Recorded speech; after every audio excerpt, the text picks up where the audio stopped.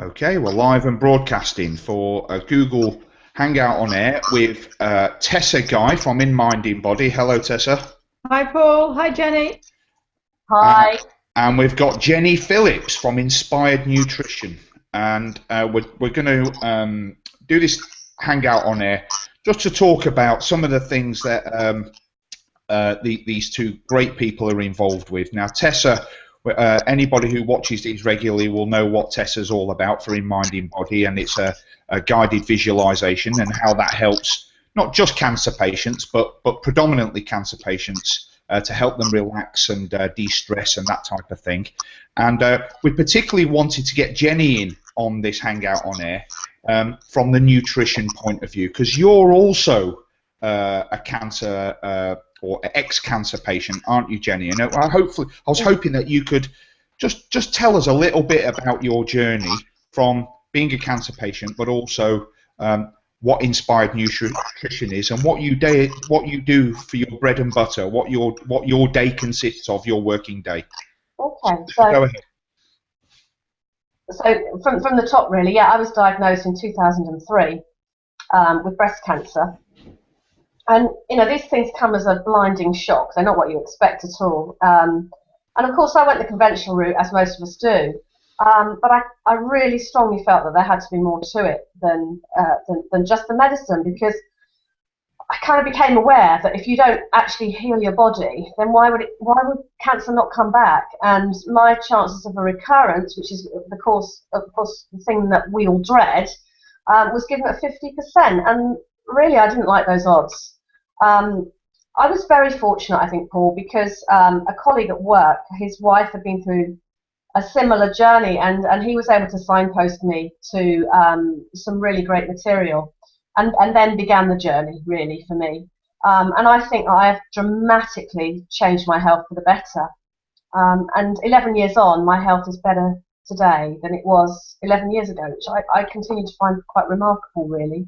I mean, I'm climbing mountains, and I belong to a bike club, and, you know, going to Mallorca to cycle mountains in May. Where do you go to, sorry? I'm going to Mallorca in May to cycle mountains. Last year I trekked in Morocco. And these are all sorts of things that I would never have dreamed of doing 11 years ago. So it's really nice if you can use a diagnosis to kind of reinvent yourself and also realise how precious life is.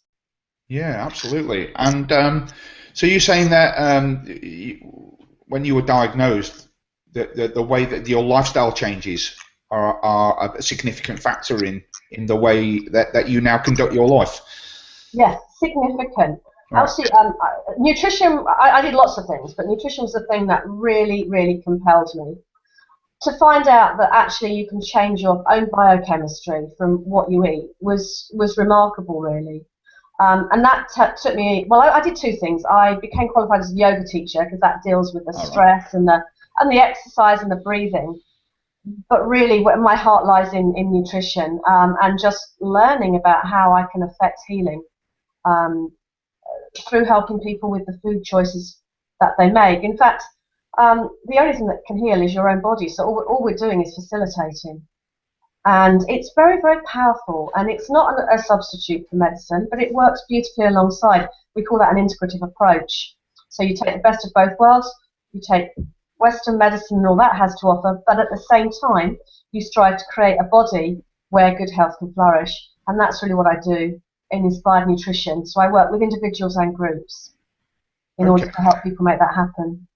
Okay, and in your day-to-day work, do you work with cancer patients? Yeah, more and more so. I'm starting to get quite a reputation. It's quite a complex area. A good reputation, I hope. Yeah. Yeah. It's quite a difficult area to work in from a nutritional point of view, and a lot of nutritionists don't want to work with it. But I'm really now finding my feet. I've been working in nutrition now for 5 years. I've seen thousands of patients with all sorts of conditions. And I'm actually writing as well. So I'll be launching Eat to Outsmart Cancer as a book in the next couple of months. So that will be a spring launch. And with that, I hope to take people through what they can do to make good health happen for them alongside their diagnosis. But not just that, also about prevention, Paul, as well. And as part of that, we've been very fortunate to secure some funding with a charity called Together Against Cancer to enable us to deliver Outsmart Cancer workshops to patients and people interested in cancer prevention. And we've trialled that in November, and we've got 3 planned in the next couple of months. Wow. Okay. And just perhaps talk us through how you would prevent cancer, I suppose, and through nutrition. Yeah, I think we all know that we should eat kind of different things, and some of us aren't very compelled or motivated to do so. So really, in Outsmart Cancer, it's about going back to saying, why is it important? And really, all health conditions are an interaction between your genes and your lifestyles, diet, environment, and how you spend your time. And I think a lot of people would kind of perceive cancer as something that happens to them, that maybe they don't have so much control over. But actually, the information is really compelling. Less than 10% of cancers are inherited. You wouldn't think that from the advertising, would you? You know, cancer, we're going to get you. And it's not to say there isn't a genetic involvement, because there is, which is why a non-smoker may get lung cancer and a smoker may not, but they'll guaranteed get a whole host of other issues. So there is this genetic underpinning, but actually the choices you make dramatically affect whether or not you're going to pitch into ill health, or whether you can maintain a really good level of health for a very long time. And I think really that's what we should all be aiming for, because who really wants to have compromised ability to get up in the morning, pain, diagnosis of excuse me, quite serious illnesses like cancer. Okay, great. Well, thanks for that. Sounds like your dog wants to get in on this Google Hangout, doesn't he? Excellent. Now, Tessa, that's okay, that's fine. Tessa, if you could just talk us through what Jenny's involvement is with In Mind in Body. Yes, of course, Paul. So, as hopefully some of the listeners know, In Mind in Body is all about the power of our minds and the impact that physical activity can have on healing and recovery. Okay. So obviously the other important side is the nutritional side. Effectively, as Sandy mentioned the other day, words feed the body. They're like nutrients. But actually looking at what you eat obviously does have a big impact on your healing. And so I invited Jenny to join us at the Virtual Wellness Club. She adds different recipes each month to help people, and there's lots of different nutritional advice on the site which Jenny has provided. Right. So okay. It's linking everything all together. Well, that's actually what's quite fantastic about your club, In Mind in Body, is that it is mostly the focus is guided visualization, but you have brought in other experts like nutritionalists and so on, and hypnotherapists to complement the therapy. Absolutely. I mean, ultimately, we want to create a hub so that you come to In Mind in Body, and you'll be able to. There'll be all sorts of different cancer support there, whether it's nutritionists, psychologists. You know, there are people who write books. Jackie Holder, and just writing down your emotions is very, very beneficial. It's again getting rid of this concept of stress, which obviously lies at the root of so many different illnesses and diseases. Right. Okay. Now I've said in practically every hangout on air, because I haven't had cancer myself, and I'm touching wood that I never ever get it. But my twin brother Jonathan has had cancer. In fact, he was diagnosed about 2 years ago with lymphoma, and he went into remission, but unfortunately it came back again, and he's in remission for the second time. And one thing that my family and I are constantly going on at him about, because he's single, my brother. He doesn't have a partner who helps him with his food and all the rest of it. But his diet is terrible.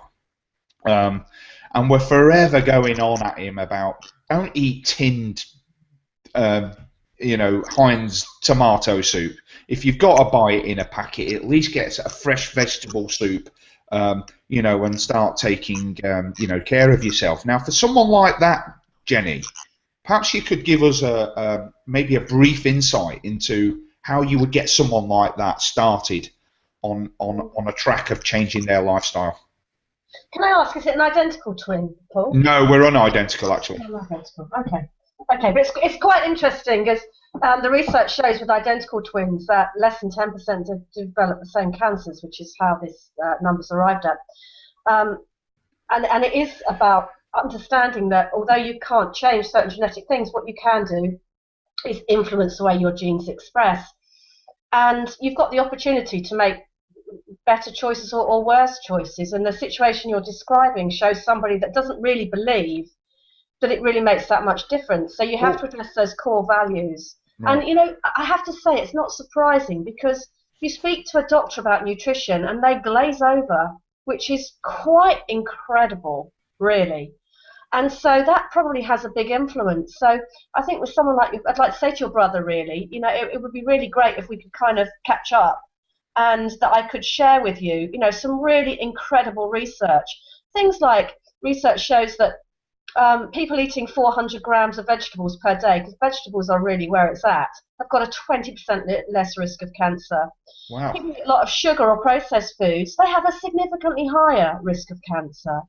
And there are direct links. And I think really it's about somebody, in the absence of recommendation from powers that be, then it's about maybe learning ourselves about I think the reason why, and that's what I spend most of my time doing, is actually sharing that information with people, and that's what I hope to do with the book, so that they can then make better decisions. Because you're right, if it doesn't matter, why not eat a packet soup? It's easy, it's quick, but actually if that's going to lead you to a place of more compromised health, then you're going to start to think it's actually a bit more worthwhile to chop up a few carrots. So with your brother, he just doesn't believe.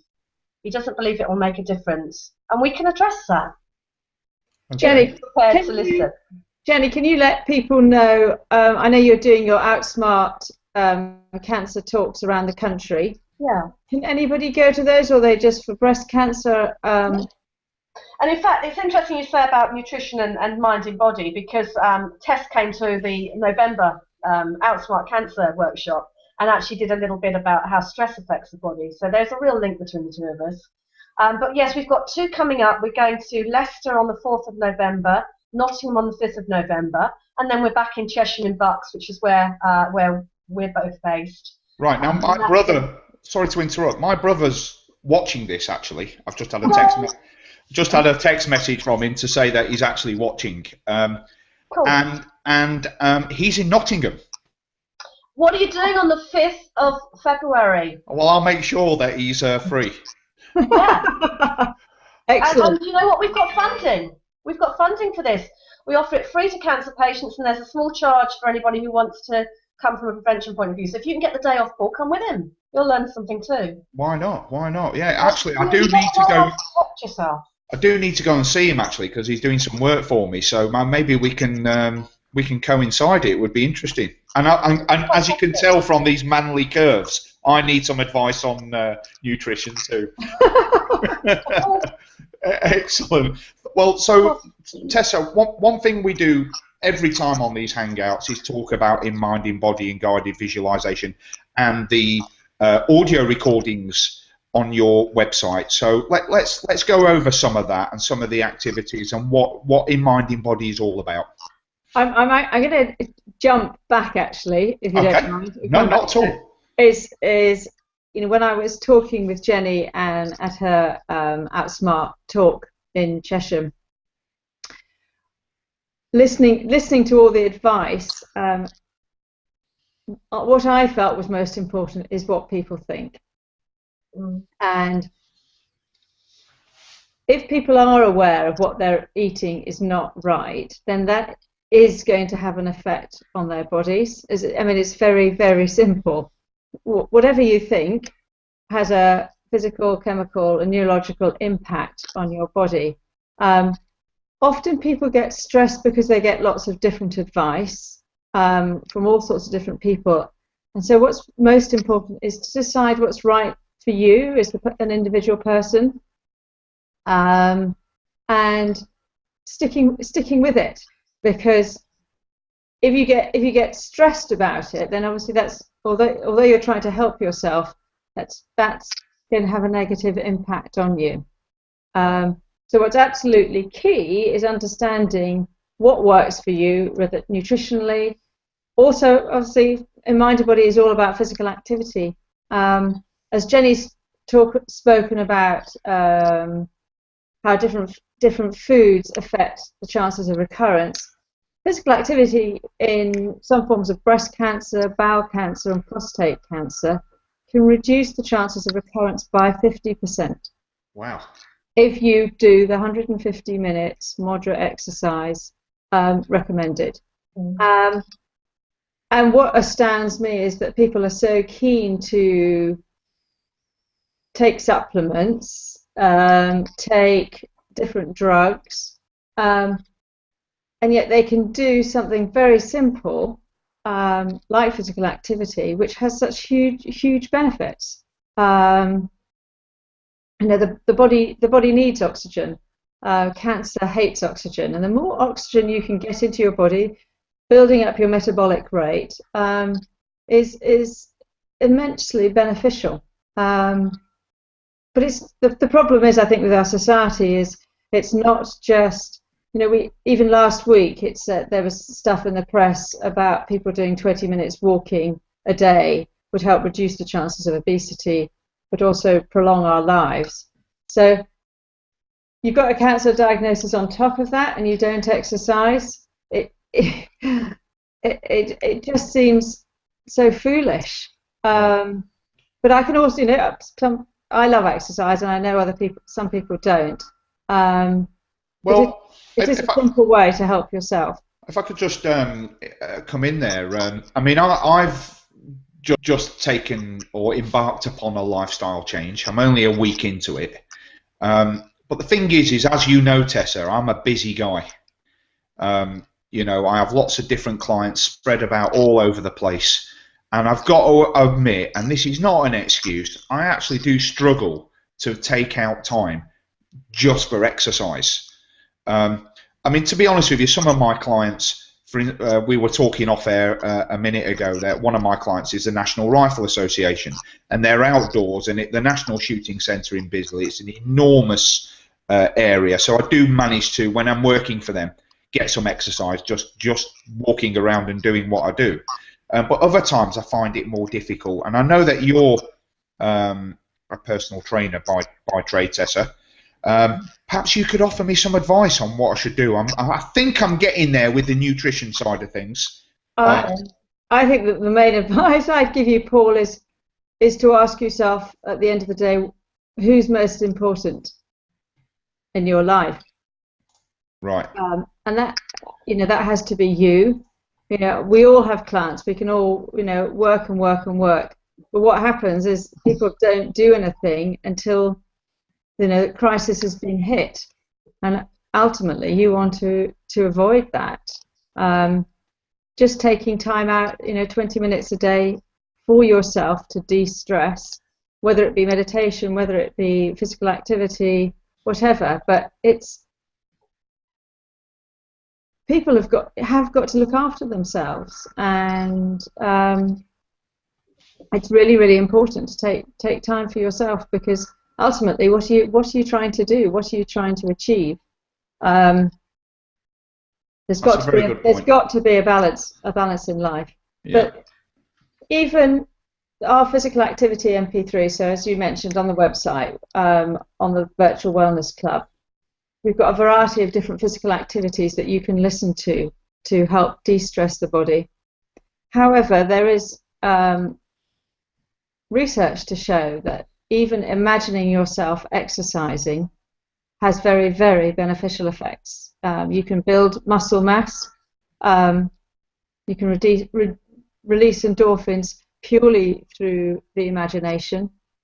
There's certain research to show now that people who are in cardiac rehabilitation or spinal injuries, not only do they work with their physiotherapists, But if they imagine themselves doing the exercises, their rate of improvement is much quicker than those who work on the traditional routes. So it's showing that our minds, without doubt. Can I sort of butt in there as well? Sure. I think it's also really important to kind of spend some time thinking about what you really enjoy, because we can use willpower to make ourselves go to the gym, but it's not the same as kind of thinking, oh, for me it's bike riding, you know, I just can't wait to get out of bed and get on my bike. And so I don't have to use willpower because it comes from internally. It's really important. Doesn't matter what it is, but it's something you enjoy. Walking the dog, playing with your kids, you know, building just a little 20-minute routine and finding that little bit of time Tess mentions. But it has to be something that you really want to do, because otherwise you're just making things really hard. Does that make sense? Yeah, absolutely. Well, it then causes another stress, because you think, I ought to be doing this, but I'm not doing this. And that thought process is stressful. Fair enough. Okay. And on the stress side of things, Tessa, your audio recordings on the In Mind In Body website are hugely helpful from that point of view, aren't they? Absolutely. They just listening to a guided visualization helps a person to relax. And when you're in that relaxed state, our immune system works much more effectively, and gets you away from these stressful, conscious thoughts that we repeat time and time again. I think, as Johnny said, it's a little bit of escapism, but that escapism is extremely important. Okay. Now, I think, Jenny, are you having a bit of a problem with your audio there? Can you hear us, Jenny? We've lost Jenny. Not to worry. Not to worry. Let's just take Jenny off the off there for a second. Now, just talk us through, Tessa, because we're going to start wrapping this up in a while. Just talk us through how people can find out more about In Mind In Body, and you know, and how they can download the MP3s and so on, because there are some trial ones on there, isn't there? Yeah, there's so our Twitter handle is @InMindInBody, and obviously if you're looking at this, you'll see that we're InMindInBody.com.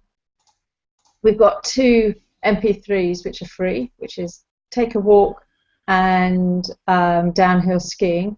But then we've got a variety of different MP3s within the Virtual Wellness Club, or there are 27 different audio files that people can choose from. And just go through 1 or 2 of them with us, please, Tessa. I know my brother particularly liked the free one, actually, which was the walk.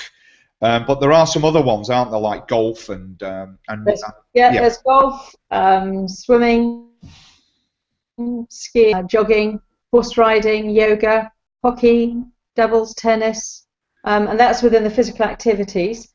We've got a section which is for relaxation, so there's a bluebell wood, by the beach, by the fireside, and then obviously we've got Sandy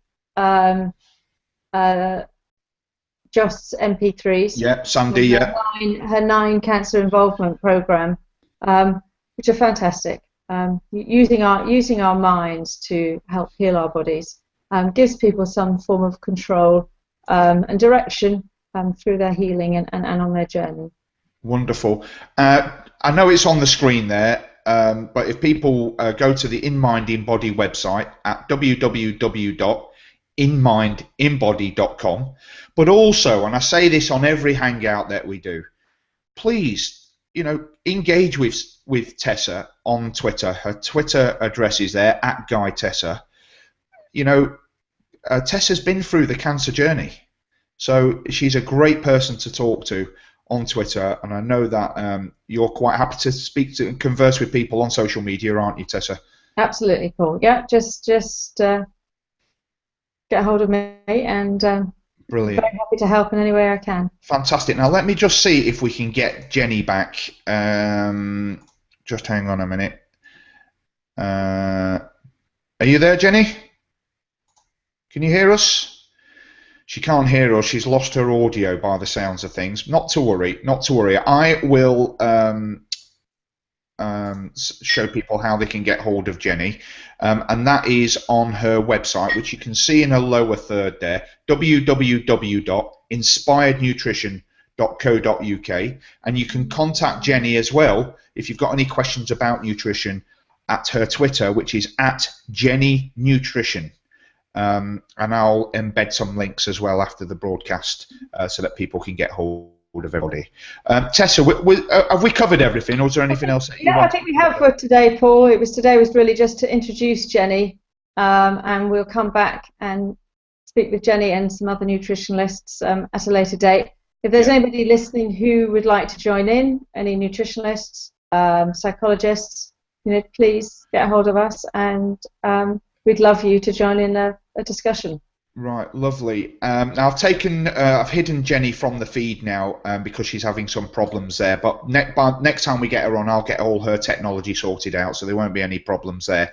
Now we're also doing a hangout on air this Thursday at 2 o'clock, again with Dr. Sandy Jost, who's over in America. I always enjoy doing the hangouts with Sandy. She's great entertainment.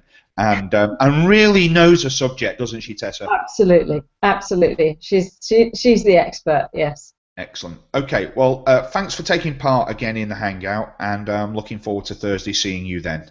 Okay. Thanks a lot. Thanks, Paul. Bye bye.